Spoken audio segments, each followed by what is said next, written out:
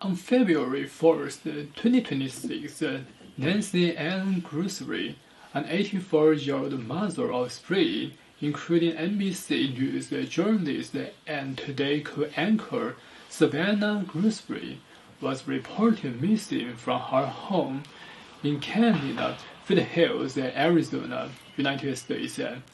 Evidence recovered at the residence indicated that she had been taken against her will, and the Pima County Sheriff Chris Nanos stated that he believed he had been abducted.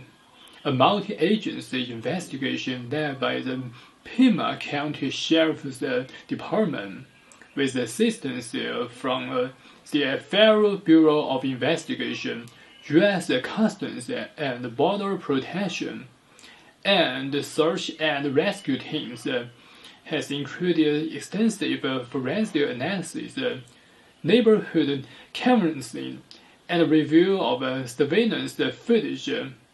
Bloodstains found at the scene were confirmed to be Guthrie's. Multiple ransom notes of undermined origin demanded payment in cryptocurrency, with two deadlines that had passed by February 9th. On February 10th, the FBI released still images from a video doorbell camera showing an unarmed individual wearing a mask and carrying a backpack on the property at the time of her disappearance.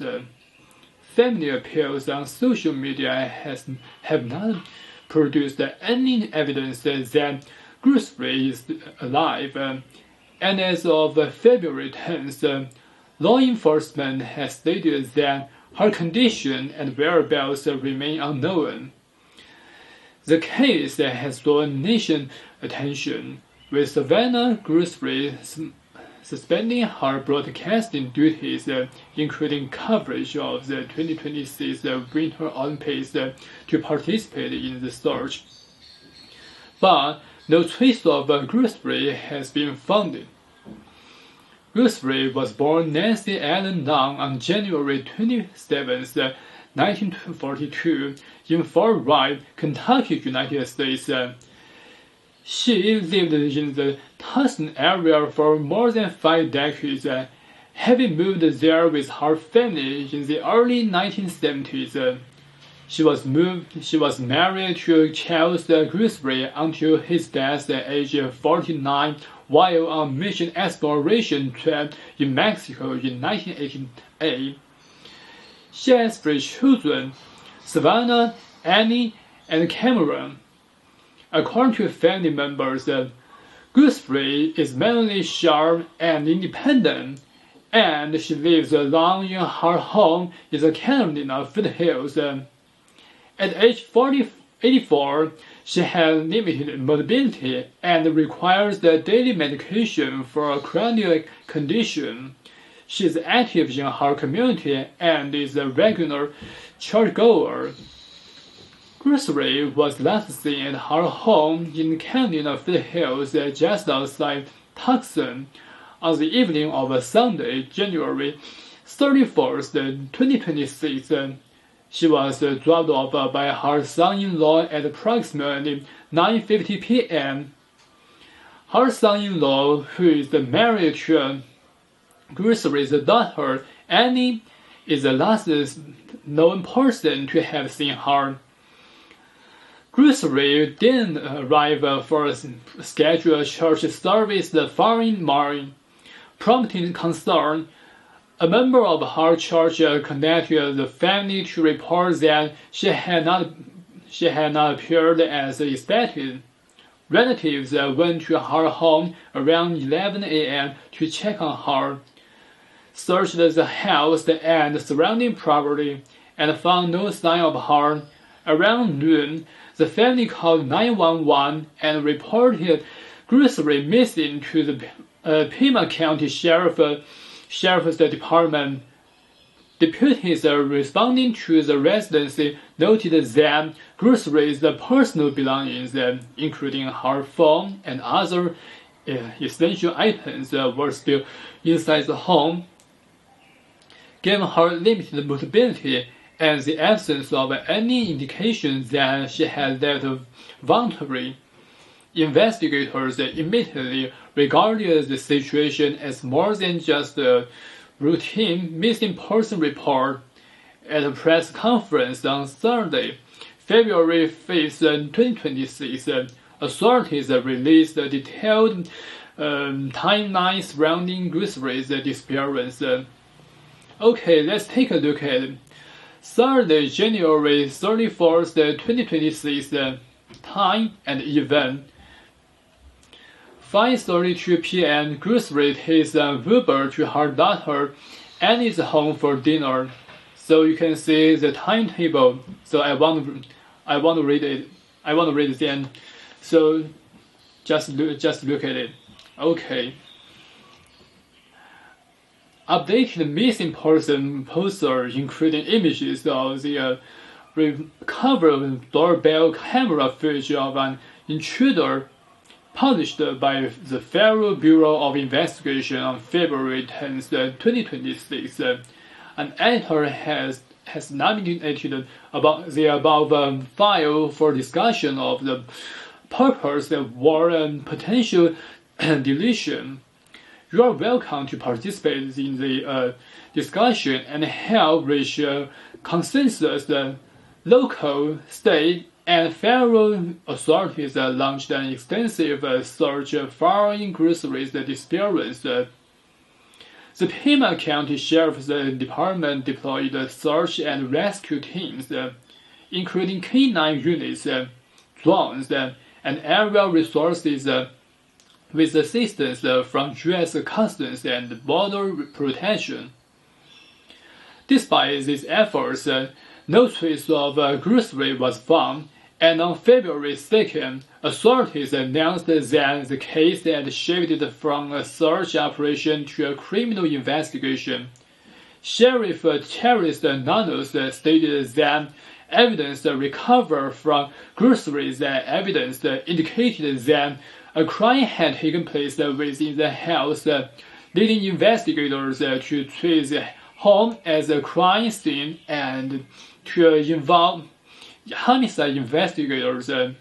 He stated that it was not believed that Guthrie left the residence voluntarily. Nanos stated at this point, investigators believe she was taken from her home against her will, possibly in the middle of the night. Taken against her will includes a possible kidnapping or abduction. She couldn't walk 50 yards by herself. Nanos told CBS News that he believed she had been abducted. Because of the suspicious nature of the case, the Federal Bureau of Investigation joined the investigation to provide additional resources. Authorities described Guthrie as a vulnerable adult due to her age, mobility limitations, and reliance on daily medication, while nothing that she had known cognitive impairments. Investigators reviewed surveillance footage, digital evidence, and neighborhood camera systems, and canvassed nearby residences and surrounding areas. Up to the night of February 7th, 2026, no suspects or arrest has been announced, and Guthrie's whereabouts remain unknown. The investigation remains active, and authorities continue to pursue leads and solicit information from the public. Investigators confirmed that blood stains were found at or near the entrance of the victim's home, and forensic testing later determined that DNA from the blood belonged to Guthrie. Video footage captured by media outlets at the scene appeared to show a trail of blood near the front door. Officials declined to comment on the extent of any injuries or the amount of blood. Law enforcement also reported that personal items that have been left behind and that the doorbell security camera has been removed. Factors that contribute to the assessment that Guthrie was taken from her home against her will. Officials stated that the residency had been processed and that forensic analysis remained ongoing. Multiple media outlets reported receiving ransom notes in connection with Guthrie's disappearance, and efforts were underway to determine if they were sent by individuals holding Guthrie. Authorities neither confirmed nor denied the validity of notes. On February 2nd, Co TV, a CBS affiliate in Tulsa, reported that it had received a letter demanding payment for Guthrie's release. CBS News reported that investigators reviewed the letter, took it seriously, and confirmed whether it was sent by someone holding Guthrie. The note was said to contain specific details about Guthrie's home and what she was wearing on the night she disappeared, and investigators requested that its contents not be publicly disclosed. The following day, Times reported that he had received an unalleged ransom note demanding millions of dollars in Bitcoin, including a specific cryptocurrency, address, and deadline. On February 5th, Henry Levin, a founder of Times, claimed to have received a ransom note relating to Guthrie's disappearance, allegedly stating, "You have no way of connecting me." That evening, Levin again claimed that he had a ransom letter indicating that Guthrie is still alive but scared and is aware of the demands being made, and that this will be their only communication. Levin also emphasized that he and his staff were unsure of the validity of the letter. It is unclear whether those notes were written by a person involved in the disappearance of Guthrie or if they were hoaxes. The Pima County Sheriff's Department acknowledged that it was aware of reports concerning ransom notes and stated that all tapes and materials were being forwarded to detectives working with the FBI. Also, on February 5th, a California man was arrested on federal charges alleging that he had posted an abductor and demanded a ransom from the Guthrie family. Authorities stated that the scheme was unrelated to the other ransom demands and that had received wide publicity. In a video released on February 7th, Savannah Guthrie stated that "we will pay." The following day, it was reported that the ransom demanded $6 million with a deadline of 5 p.m. on February 9th. On February 10th, FBI Director Cash Patel released 4 black and white images on X, showing a masked intruder wearing gloves and a backpack outside Guthrie's home. The Pima County Sheriff's Department issued a statement. Investigators reported that the intruder attempted to tamper with the video doorbell. However, Patel stated data from the device that had been successfully removed. He also said the intruder was armed with what appeared to be a gun placed in a holster located over his crotch. Later that same day, the FBI released 2 videos captured by the doorbell camera during the evening of the February 10th. A person of interest was determined to for a questioning foreign traffic stop in Rio Rico, Arizona, about 60 miles south of Tucson. Shortly after war, the PCSD and FBI executed a search warrant on property and vehicles in the same area. By the morning of February 11th, authorities confirmed that the searches had concluded and the individuals had been released without charges.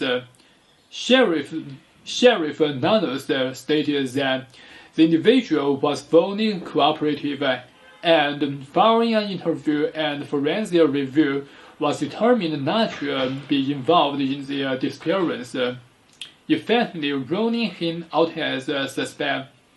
On February 12, 2026, authorities released additional details about the suspected kidnapper's appearance, including an estimated height of 5 feet 9 inches to 5 feet 10 inches, an average build, and the backpack he was carrying.